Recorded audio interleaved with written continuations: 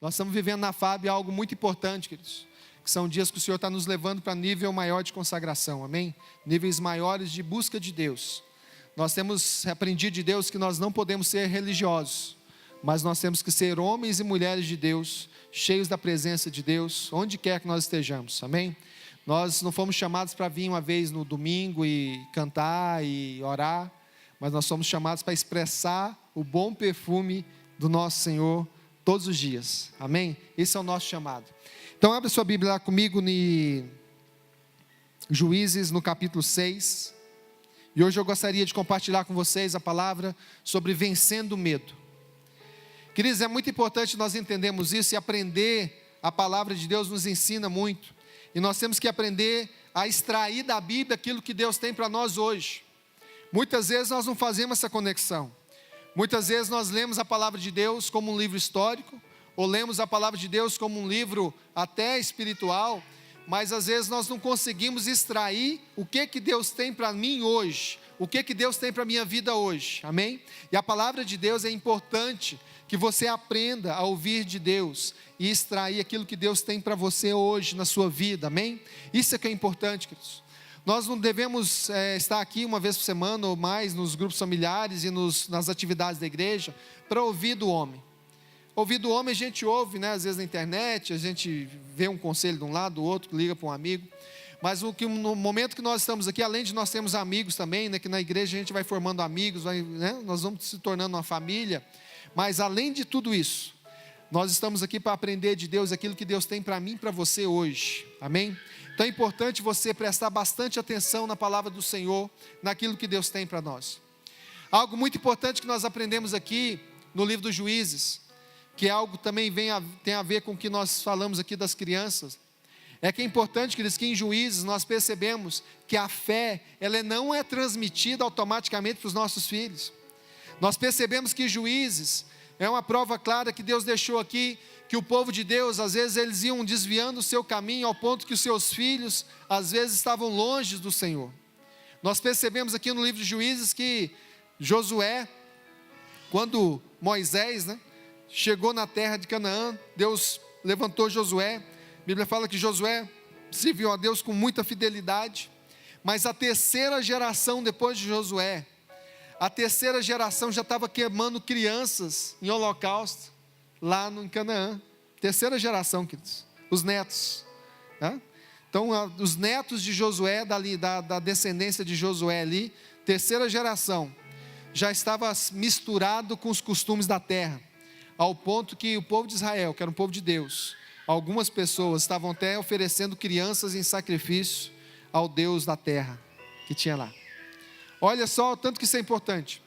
E por isso que a palavra de Deus fala que nós temos que nos atentar para isso, que a nossa fé não é transmitida automaticamente aos nossos filhos. Os nossos filhos vão perceber aquilo que nós somos em casa, os nossos filhos vão perceber aquilo que nós vivemos, os nossos filhos vão viver e perceber o exemplo real que nós temos nas nossas vidas, amém? Por isso que a palavra do Senhor nos ensina e nos adverte que nós temos esse cuidado, para que as nossas gerações sejam tementes a Deus e sejam mais tementes a Deus do que nós fomos, amém? Por isso nós temos orado para que os nossos adolescentes, as nossas crianças, sejam uma geração de homens e mulheres cheias do Espírito Santo, que venham a ser mais tementes a Deus e mais comunhão com Deus do que nós tivemos, amém?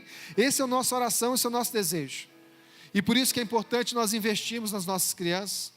Você que é pai, você que é mãe, procure ler a Bíblia para o seu filho todos os dias. Tem aqueles livros de história bíblica, uma por dia, né? Você senta ali, você vai ministrando ali para o seu filho, amém? Você vai lendo uma por dia, e seu filho vai trazendo aquilo ali à mente. E a palavra do Senhor fala que a fé vem pelo ouvir e ouvir da palavra de Deus.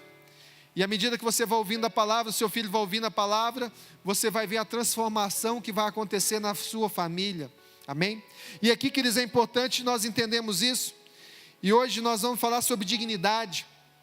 E aqui o texto de Gideão 6 fala do momento que o povo de Deus havia se afastado dos caminhos do Senhor. O povo havia se distanciado do propósito de Deus na vida deles. Queridos, isso é muito comum nas nossas vidas. Muitas vezes nós somos tocados por Deus, Muitas vezes nós recebemos um chamado de Deus, mas ao passar dos dias, ao passar dos anos, nós vamos nos desviando do propósito, nós vamos desviando do caminho. E às vezes nós temos aquele pensamento, né, que Deus está com raiva da gente quando o raio está caindo na cabeça, né? E às vezes não é. Deus nos abençoa e por causa da bênção de Deus, às vezes a gente vai se esquecendo dele, amém? E a gente vai priorizando a nossa vida, vai priorizando outras coisas, e a gente vai colocando outras coisas no lugar de Deus nas nossas vidas. E aqui é interessante que a palavra do Senhor fala a partir do verso 1, que de novo os israelitas fizeram o que o Senhor reprovava. Queridos, a vida deles, né, às vezes a gente lê a Bíblia, né, e dá aquela de fariseu, fala, nossa, mas esse povo era ruim, né? Não sei por que Deus gostava desse povo, porque o povinho ruim, né? Esse povo que aqui dos israelitas. Mas eles expressam a nossa vida, amém? Quando você vai olhar, vira e mexe, você está se desviando do propósito. E eu não estou falando só de pecado, né? Que às vezes a gente tem essa noção, né? Que desviar do propósito é cometer aqueles pecados que aos olhos dos homens são pecados, né? Que a gente classifica, né? Pecadinho, pecadão, né? A gente vai classificando, né? Não, esse aqui é, né, terrível. Ah não, isso aqui dá para passar, né? Isso aqui é de boa, tal. A gente classifica isso, mas para Deus não tem isso, queridos. Às vezes até aquilo que a gente acha que não é pecado, para nós é. Por que Moisés não entrou na terra? Por que Moisés não entrou na terra prometida? Foi porque Moisés pecou, Moisés fez alguma coisa assim que aos nossos olhos era pecado? Não. Moisés que ficou nervoso com o povo. A Bíblia fala que era 600 mil homens, né? Saíram do Egito. Quando contava homem, era homem de sexo masculino, acima de 25 anos. Então provavelmente eram 2 milhões de pessoas, 2 milhões de pessoas que acompanhavam o povo, né, de Israel ali. E Moisés cuidava daquela turma sozinho. Todas as queixas, todas as reclamações, todas as brigas de comadre, ia tudo para Moisés. Vocês imaginam, né? Goiânia tem mais ou menos isso, 2 milhões de pessoas. Essa quantidade de gente, com confusão, com briga, não tinha polícia, queridos, não tinha justiça, não tinha nada. Todo mundo levava os casos para Moisés. E a Bíblia fala que Moisés ficou com raiva e Deus falou assim, Moisés, encosta na pedra, para a pedra sair água, né? Moisés pegou, acho que ele estava querendo dar uma cajadada na cabeça de alguém na hora e bateu na pedra. Queridos, e Deus falou para Moisés, Moisés, você não podia ficar nervoso, você não podia ter batido. Então por causa disso você não vai entrar na terra. Para nós, né, Moisés era um santo, né? Nossa, Jesus, eu tinha batido na cabeça da pessoa, né? E Moisés bateu só na pedra, né? Mas por quê, queridos? A Bíblia fala que para quem mais é dado, mais é cobrado. À medida que você tem mais revelação de Deus, à medida que você tem mais comunhão com Deus, você tem coisa que você não pode fazer mais. Tem coisa que antigamente você fazia, que você não pode fazer mais, você pode até ficar com vontade, né? Mas na hora de você fazer, você fala, oh Deus, não posso mais, né? Porque hoje eu tenho revelação, hoje eu tenho a vontade de Deus, prevalece a minha, amém? Queridos, então é importante nós entendermos aqui que de novo os israelitas fizeram o que o Senhor reprovava, e durante 7 anos, Ele os entregou nas mãos dos midianitas. Midianitas significa confronto. Midianita, a palavra midianita significa confusão. Queridos, a palavra do Senhor fala aqui que Deus entregou o povo dele nas mãos da confusão. Deus entregou o povo dele, povo amado de Deus, nas mãos do conflito. Queridos, e muitas vezes nós, enquanto homens de Deus, mulheres de Deus, nós vivemos fora daquilo que Deus tem para nós. Nós vivemos um momento de conflito, às vezes, na vida. Nós vivemos um momento de confusão, e aquilo ali nos afasta de Deus. Aquilo ali nos gera em nós um sentimento de incapacidade, gera em nós um sentimento de que nós não estamos conseguindo, que nós não estamos no lugar certo, que nós estamos patinando, né? Quem já teve essa sensação, né? Que você está patinando no mesmo lugar, parecendo que você está no barro, patinando, né? E aquele sentimento, então, às vezes, é algo que é muito importante, entender primeiro a natureza de Deus. Eu não creio num Deus que castiga, né? Às vezes a gente recebe isso do pensamento religioso, né? Olha, se eu pisar na bola com Deus, Deus está ali preparado para jogar um raio na minha cabeça, né? O único serviço que Deus tem é esse, ficar ali olhando, qualquer coisa que eu pisar na bola, o raio, né? Não, Deus não tem esse esporte, né? A Bíblia fala que Ele nos ama, que Ele nos amou primeiro, amém? Pô, Deus é amor, Deus é amor. Você pode repetir comigo? Deus é amor. Queridos, Deus é amor, Ele nos ama. Mas muitas vezes nós vivemos nas mãos da confusão, nós vivemos uma vida de conflito em várias áreas da vida. Por quê? porque nós não estamos andando no propósito que Deus estabeleceu para as nossas vidas. Pastor, mas até eu vou na igreja, eu oferto, dizimo certinho lá, né? Eu estou ali batendo ponto na igreja. Queridos, não é isso que a palavra de Deus diz. A palavra do Senhor fala que você tem que viver de uma maneira digna da sua vocação. Se Deus te chamou, se você foi tocado por Deus, se o Espírito Santo um dia tocou no seu coração, você tem que andar de maneira digna da sua vocação, daquilo que Deus te chamou, para aquilo que Deus te colocou, para aquilo que Deus tem te capacitado. A palavra do Senhor fala que cada um de nós tem um dom, tem um talento. E muitas vezes nós priorizamos outras coisas e não aquilo que Deus nos deu. E muitas vezes nós não usamos o talento que o Senhor nos deu. E às vezes no meio da igreja a gente fala, não, mas isso aí é coisa para o pastor fazer, isso é coisa para o irmão fazer, para o fulano fazer. Mas a palavra do Senhor fala que todos nós recebemos um talento em Deus. E a Bíblia fala aqui, queridos, que por causa que os israelitas fizeram o que o Senhor reprovava, e durante 7 anos ele os entregou nas mãos dos midianitas. Os midianitas dominavam Israel, por isso os israelitas fizeram para si esconderijos nas montanhas. Queridos, o que acontece, né? Quando você está vivendo debaixo de uma opressão, quando você está vivendo debaixo de uma confusão, com um conflito na sua vida, às vezes um conflito existencial, um conflito de chamado, um conflito no trabalho, um conflito na vida emocional, qual que é aqui a tendência natural? É fugir, é se esconder.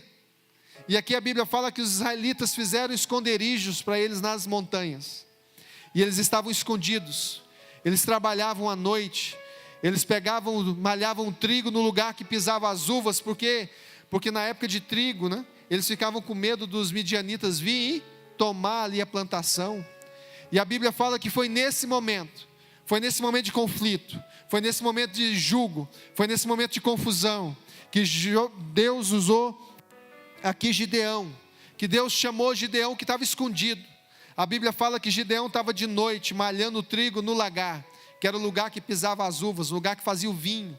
E como não era época de vinho, eles pensavam, olha, os midianitas não vão procurar trigo aqui, né? Porque essa região aqui é a região do vinho. Então eles malhavam trigo lá no lagar. Queridos, e é nesse momento que o Senhor chama Gideão.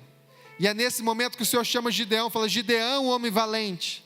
Por quê, queridos? A Bíblia fala que Gideão estava com medo, malhando trigo no lagar. Mas Deus, o anjo de Deus vem para Gideão, fala, Gideão, homem valente. Por quê? Porque Deus olha para o potencial que nós temos nele. Deus não olha na nossa capacidade, Deus não olha para nós daquilo que nós estamos fazendo hoje, Deus não olha para nós na nossa pequenez, Deus não olha para nós no nosso medo, Deus não olha para nós na nossa falta de coragem, mas Deus olha para nós e vê o potencial que nós temos nele. Para cada um de nós, queridos, quando Deus olha para você, quando Jesus olha para você, Ele vê o potencial que nós temos nele. Amém? Você tem um grande potencial em Deus. Olha para o irmão do seu lado e fala, meu irmão, você tem um grande potencial em Deus. Deus te chamou para uma grande coisa. Deus tem um grande propósito na sua vida. Queridos, mas ali Gideão estava no lagar, Gideão estava escondido. Mas foi naquele momento que o anjo de Deus chega para Gideão e fala, Gideão, homem valente, eu te escolhi para libertar o povo das mãos dos midianitas. Queridos, e o que Gideão fez? Primeira coisa, ele fala, Senhor, se o Senhor que está falando comigo mesmo, vou fazer uma prova aqui, né? E a Bíblia fala que Gideão pegou um novelo e pôs lá no pasto, e falou, Senhor, então é o seguinte, se o Senhor me chamou mesmo nessa noite, o novelo vai ficar molhado, e em volta do novelo vai ficar seco, para ver se é o Senhor mesmo que me chamou. E a Bíblia fala que no outro dia pela manhã, o novelo estava molhado e em volta estava sequinho. E aí o anjo chegou de novo e falou, e aí Gideão, vamos embora, vamos agir, vamos tomar posição. Falei, não, peraí, não é assim não, né? Não é assim não, porque agora é o contrário. Agora se o Senhor está me chamando mesmo, o novelo vai ficar seco e em volta vai ficar molhado. Agora eu quero ver, né? Se o chamado é real na minha vida. Queridos, o Gideão começar a colocar coisas como nós colocamos. Às vezes Deus nos chama e a gente fala assim, não, mas não é assim não, né? Primeiro vamos fazer isso, primeiro vamos fazer aquilo outro. Será que é verdade? Será que esse é o chamado do Senhor? Será que é isso que o Senhor tem para mim? Será que isso não é? Será que o que eu faço? Queridos, Gideão fez a prova e Deus foi lá e fez de novo. Amém? Aí no outro dia Gideão ficou assim, não tem jeito não, né? Um dia ficou seco, outro dia ficou molhado, esse negócio também está pegando do meu lado. Queridos, ao ponto que Gideão, então, ele recebeu de Deus a confirmação. E aquele primeiro ato que Gideão fez foi ir na casa do seu pai, que tinha um altar de Baal. Queridos, o pai de Gideão era homem de Deus. O pai de Gideão fazia parte da linhagem dos príncipes de Israel e tinha um altar de Baal na sua casa. Gideão foi ali, quebrou o altar de Baal. Gideão foi lá e quebrou o altar de Baal, pegou a junta dos bois e fez um sacrifício a Deus ali, naquele dia. Interessante que a partir daquele momento os homens de Israel começaram a querer matar Gideão. Os próprios irmãos, né? O próprio povo dele quis matar ele. E o pai dele mudou o nome de Gideão, colocou o nome de Jeru-Baal. Fala que Baal se defenda. Se Baal é Deus, que Baal se defenda. Meu filho não tinha condição de matar um Deus, de destruir um Deus. Então se Baal realmente é Deus, que o próprio Baal se defenda. E a partir daquele momento, Gideão, que era um homem que estava com medo, Gideão que estava escondido, recebeu um novo nome, Jeru-Baal, o homem valente, o homem que foi lá e brigou com Baal, que era o Deus da terra. Amém, queridos? Deus quer mudar a nossa história, de uma história de medo, de uma história de fuga, de uma história que nós temos escondidos debaixo de alguma coisa, para mudar o nosso nome e colocar um nome realmente de valente. Amém? Deus quer mudar a nossa história, queridos. Deus quer transformar. E aqui a Bíblia não está falando de gente que não era gente de Deus, não. A Bíblia está falando que era o povo de Israel, era gente que ia na igreja todo sábado, né? Na época, tá certo? Eles iam lá no sábado, lia a lei, e no domingo eles iam lá e acendiam uma velinha para o Baal, né? Eles aí garantiam o negócio. No sábado ia lá, garantia ali os princípios da lei, e no domingo vai lá no Baal e dava aquela ajustada também. Queridos, e muitas vezes nós somos assim também. Nós não confiamos plenamente que Deus é capaz e Ele quer o nosso bem, amém? Queridos, mas Deus mudou a vida de Gideão, e a Bíblia fala que aí Deus chamou Gideão para a guerra. Falou: Gideão, você agora vai para a guerra, você vai vencer os midianitas. E aí esses dias estávamos na conferência, eu estava ouvindo um pastor falando disso, né? Que Deus gosta de pegadinha também, né? Aí falou: Gideão, você fez 2 comigo, agora eu vou fazer 2 com você, né? Porque Gideão levantou 32 mil homens para a guerra. Falou: agora Deus me chamou e agora eu vou com 32 mil homens, né? E a hora que estava todo mundo preparado ali, 32 mil soldados para a guerra, Deus falou: opa, Gideão, peraí, agora é minha vez, né? Minha vez agora. Pergunta para o povo, para os soldados, quem está com medo? Aí a Bíblia fala que 20 mil levantou a mão. 22 mil, dos 32, 22 levantou a mão. Estamos com medo, né? E aí falou: então esses que levantaram a mão, manda embora. Gideão deve ter olhado para Deus: como é que é? Custamos arrumar os 32, está todo mundo escondido, arrancando todo mundo lá de dentro da caverna. Agora que o povo animou, agora que eles estão animados para ir para a guerra, só manda voltar. Quem tiver comigo, volta.